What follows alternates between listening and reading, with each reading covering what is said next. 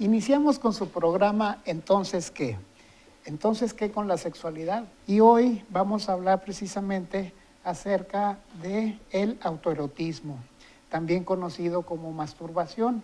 Vamos a ver estos detalles puntuales para poder diferenciar, definir cómo ha evolucionado el término, para que no se vea tan peyorativo. Esto es formalmente natural en los jóvenes, en los niños, en los adultos, en los casados, en los divorciados, en los viudos o viudas, en los hombres, en las mujeres. Y de todo esto vamos a disertar un poquito.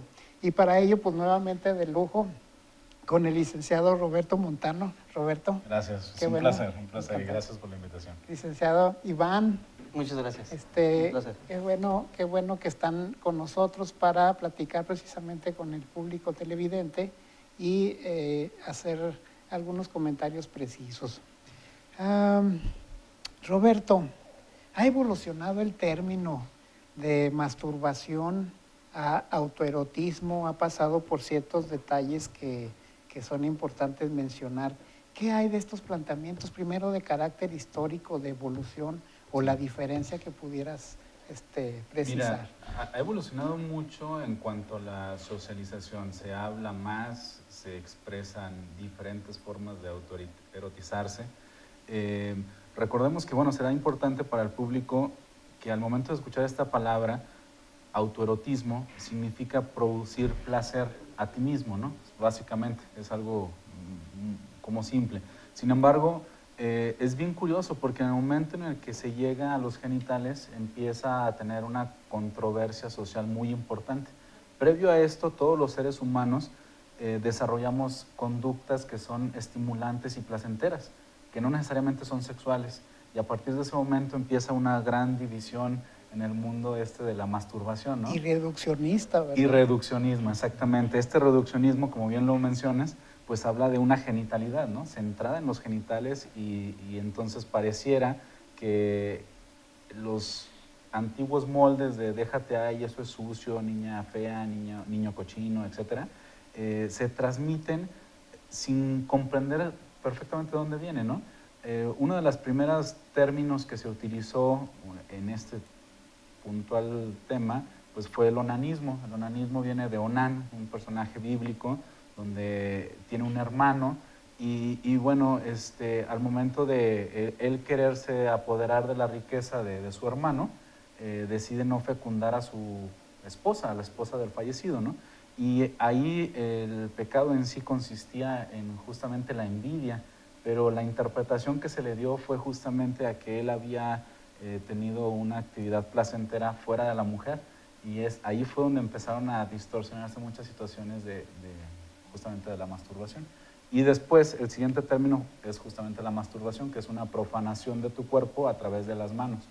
Es como el sentido teológico que tiene este concepto de masturbación. Aquí ya va con cierto prohibición, claro, con cierta culpa, con cierto pecado. Así es. Y por consiguiente posiblemente hasta el castigo, ¿verdad? Así es. Y bueno, históricamente hubo momentos importantes donde el contenido, pues ahora sí que religioso, se intentó justificar con algunos acontecimientos científicos que fueron mal logrados, por supuesto, donde relacionaban la demencia o las enfermedades de retraso mental o algunas otras como psicosis, histerias, con la masturbación. Pero al final, pues bueno, lo que pasaba es que en todas estas enfermedades de salud mental había conductas obsesivas, y una de esas conductas obsesivas, que más adelante platicaremos de ese tema, era justamente el autoerotismo excesivo, ¿no? Entonces, al percibir, Iván, que en el hospital psiquiátrico había una exageración del autoerotismo, en ese tiempo masturbación, decían, mira, así vas a quedar. Así es, yo creo que es importante, ¿no? Lo importante también aquí es cómo ha ido avanzando la ciencia, el conocimiento, y que este conocimiento se reproduzca, ¿verdad? Y llegue pues a oídos de la mayoría de la población por diferentes medios como es este. Y entonces sí, ¿verdad? Iba en ese sentido, cuando estas personas tienen una masturbación compulsiva, al grado tal vez de hacerse daño, ¿no? De tener consecuencias pues realmente negativas para sí mismo o para otras personas. Ahí estábamos hablando, o se estaba hablando más bien de las implicaciones que tenía por una enfermedad mental subyacente a la conducta, pero no meramente por la conducta de masturbarse o como se dice ahora, ¿verdad? Entonces, son como estos tabús, ¿no? Que se vienen reproduciendo, que continúan en la sociedad, tal vez ya no en la mayoría, pero sí todavía en gran parte de la población, y entender la historia como se está abordando y lo está abordando aquí el señor Roberto, pues yo creo que es fundamental. ¿De dónde parte todo esto? ¿De dónde viene como este sentido del pecado, de la culpa, de la vergüenza? Y el por qué tiene que ser castigado. Porque antes no entendíamos una enfermedad que subyace a esta conducta que realmente era patológica, siendo que ahora lo podemos entender de una manera más integral. Sí, Roberto, el detalle está en que era prohibido o era de alguna manera sancionado el masturbarse o con actividades autoeróticas porque se pensaba que únicamente era con fines de reproducción la actividad sexual. ¿Cómo está este detalle? Así es. De hecho, fíjate, incluso el pionero en el psicoanálisis, el creador y tata de muchos de nosotros psicólogos, Freud, hablaba de que la Persínense, por No, favor. perdón, se me olvidó. Hablaba de que la primera adicción, la adicción primaria, justamente era la masturbación. Y él hablaba de que, bueno, cuando una persona se estocaba o se estacionaba en procesos masturbatorios, él lo conocía como una especie de narcisismo primario, o sea, muy reducido a él mismo, y entonces eso le imposibilitaba tener relaciones genitales con una persona adulta, y para él era un símbolo o un signo de una conducta infantil. Entonces para él, desde ahí era así como, a ver, como no tiene fines reproductivos y como no puedes desarrollarte más allá, esta fijación va a crear en ti una personalidad infantil. Y este concepto se desenvolvió y se difundió mucho en toda la psicología, sobre todo en los años 20, 30, incluso un poquito hasta los 40. Había como mucha difusión de que la masturbación era una conducta sumamente aislada y que después, bueno, tiene algunos elementos interesantes que adelante abordaremos, porque ahora se sabe que a pesar de que es una conducta individual, exclusiva de un ser humano, también esta conducta promueve la relación en pareja, porque gracias a la autoexploración, al autoconocimiento de su ser, de su cuerpo, de su erotismo, de su placer, puede contactarse y tener comunión con el otro, ¿no? Esa es una parte como bien interesante. Sí, entonces la masturbación no tiene únicamente como fin el placer, y de ahí que se sobrepone el autoerotismo, porque lleva como intención también la autoexploración y conocerse, ¿verdad? Sí, yo creo Adelante. que abordar ahí esa parte, Roberto, qué bueno que lo mencionas. Ahí podríamos hablar incluso de los roles de género que tenemos como sociedad, ¿no? Lo que es masculino y lo que es femenino, o lo que comúnmente conocemos como cada uno de estos roles. Y sí, además de tener placer, la conducta de autoerotizarse o de masturbarse, implica también un conocimiento propio que, como bien lo dices, puede transmitirse a la pareja y naturalmente pues disfrutar más de este encuentro erótico entre ambos. Pero entonces, si nos vamos un poquito para atrás, ¿cómo es fundamentalmente o básicamente el autoerotismo de un hombre y cómo es el erotismo de una mujer? Cuando hablamos de un hombre, básicamente es genitalidad. Entonces es únicamente de tocarse los órganos sexuales y listo. Cuando hablamos de un erotismo de una mujer, hablamos de un erotismo más integral. Un erotismo que puede abarcar el cuerpo entero en su totalidad y tal vez los genitales, incluso los genitales, dejarlos al último, al contrario del hombre, ¿verdad? De cómo se hace esta exploración. Pero entonces, si hablamos precisamente de esto, Roberto, en alguna vez lo comentábamos también ya anteriormente, yo creo que todo esto viene por cómo somos criados, ¿no? En la cultura, cómo es este machismo, cómo se pretende generalmente que el hombre sea rudo, sea menos exploratorio, por decirlo de alguna manera, y la mujer tenga más esta capacidad de explorarse en una integridad. Inclusive puede ser la base para pues, los eyaculadores precoces, porque no hay intimidad, no hay respeto, hay el señalamiento con represión, entonces se hace a prisa, ¿sí? Y la mujer más despacio, dices tú, los genitales son al último, empieza por su propio cuerpo, en todo, incluyendo sus pectorales, su cuello, todo su cuerpo, sus piernas, sus muslos, y el hombre va a lo que va. Sí. Inmediatamente. Sí. Y yo creo que esa parte, ¿verdad? Incluso de cómo somos creados, a la mujer se le unta cremita en las manos, en la cara, se le permite explorarse más enteramente desde chiquita. Socioculturalmente. Así es. Y entonces cuando son varones, pues no crema, tiene que ser rudo, que no se aliste, que no se pinte, que no se arregle el cabello, que no haga nada más su mojón de cabellos, la ropita y vámonos para afuera, ¿no? Y a la mujer desde ahí se le permite, ¿no? Explorarse más ampliamente. Puro baño vaquero. Sí. Así es. Sí. Y para una dama, pues es como que desde un principio más fácil integrar como esta totalidad de su cuerpo, ¿no? Roberto, la gente socioculturalmente tiene el criterio, el concepto, la creencia de que la masturbación es mala. Sí. Sí, te seca el cerebro, te hace tonto, te salen cabellos en la mano, te va a provocar que estés de alguna manera sin ideas o fuera de tono.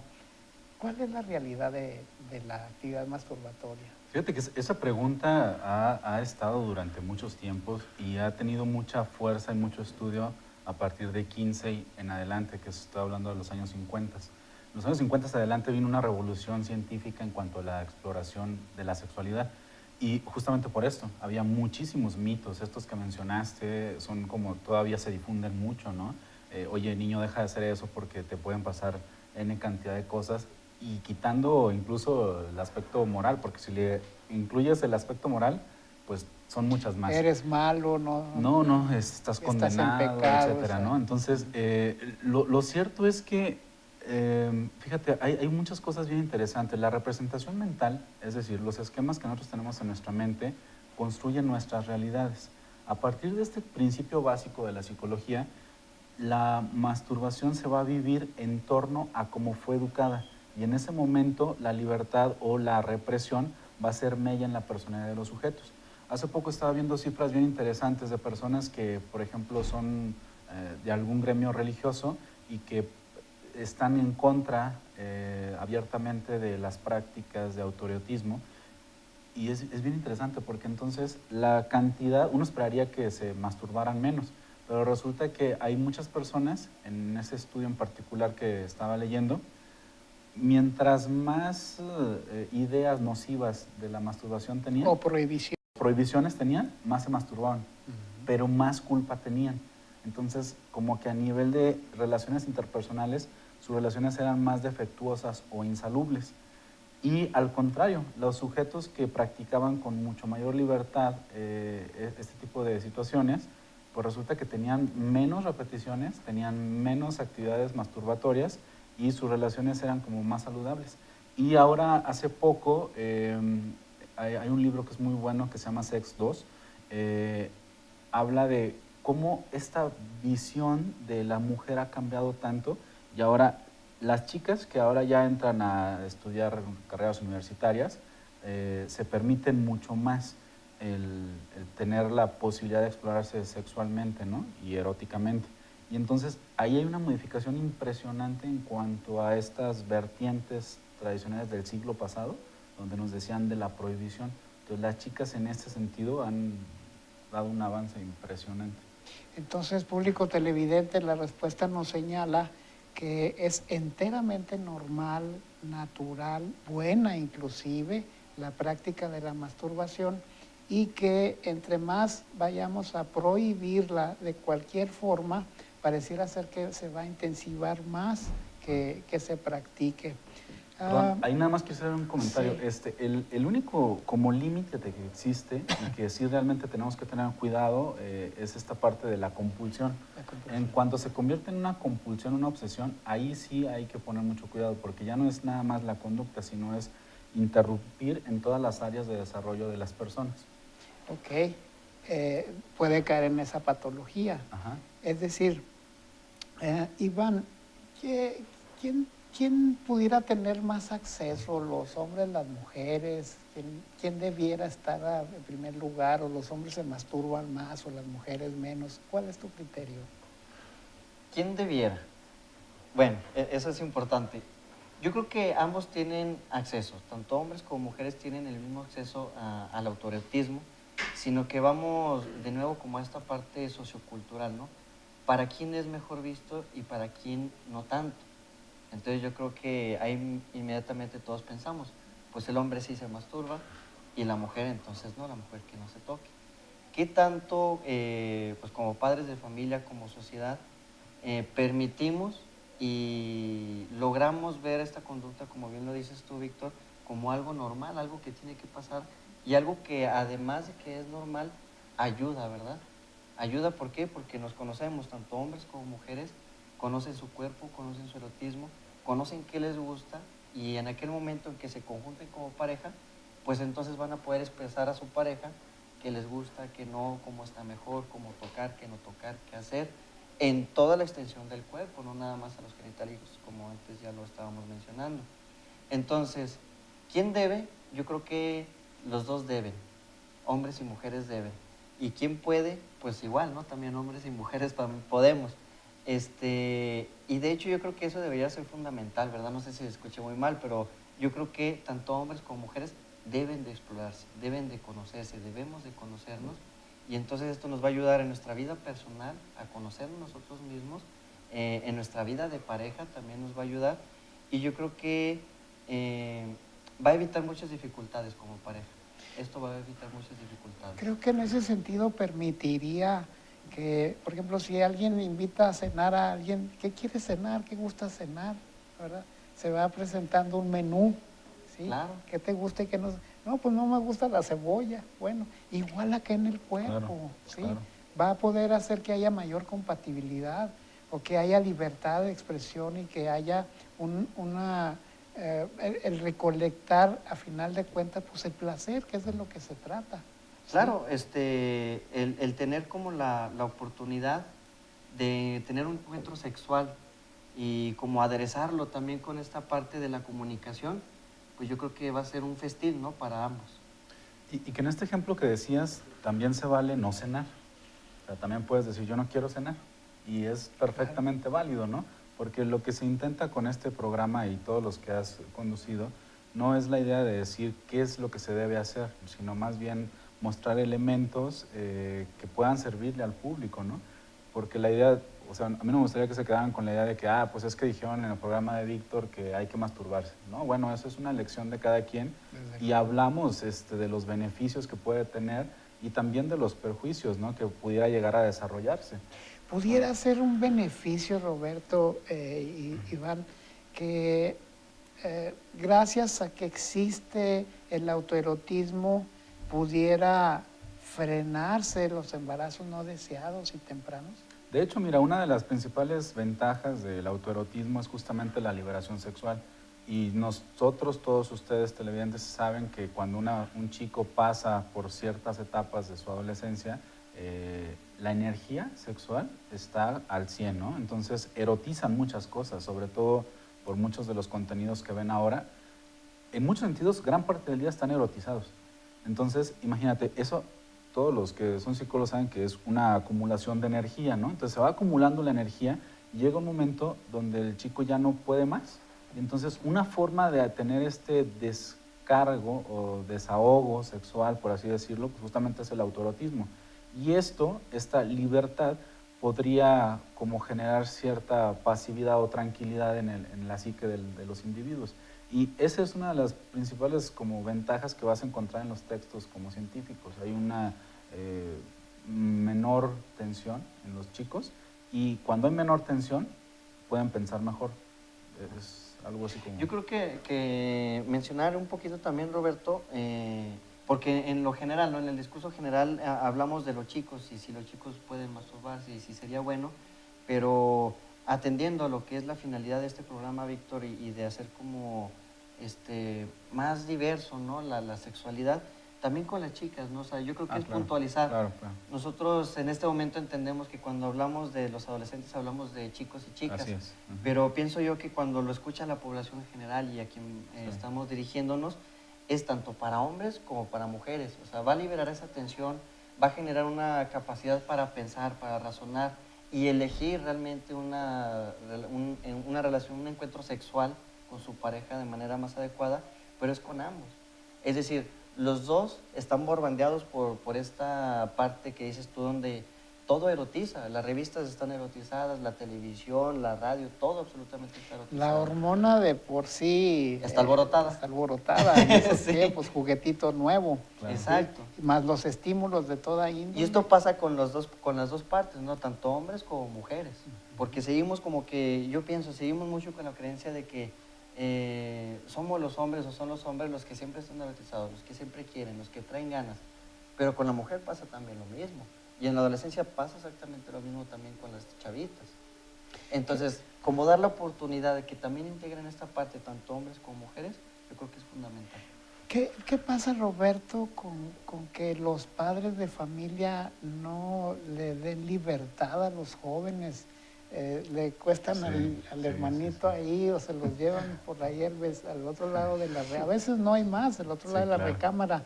¿Cómo sería mejor o cómo incentivar el respeto a la intimidad de los jóvenes, Roberto? Fíjate que alguna vez nos preguntaron quiénes eran los indicados de brindar la educación sexual. Y entonces nos contestaban, ¿no? Nos platicábamos, bueno, los sacerdotes, los médicos, los psicólogos, los sexólogos, todos, excepto los padres.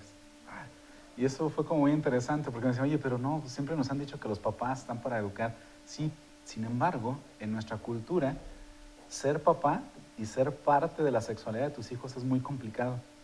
Porque luego imagínate que llega algún comentario de tu hijo y es difícil para nuestros padres luego solventar. Entonces, yo creo que una postura bastante madura para nuestros televidentes padres de familia es que si el tema de plano los rebasa en 3 cosas, les provoca culpa, miedo y vergüenza, hablar de ese tema, lo más saludable que pueden hacer es acercarse a alguien que tenga una formación en educación sexual y que le pueda brindar información a sus hijos.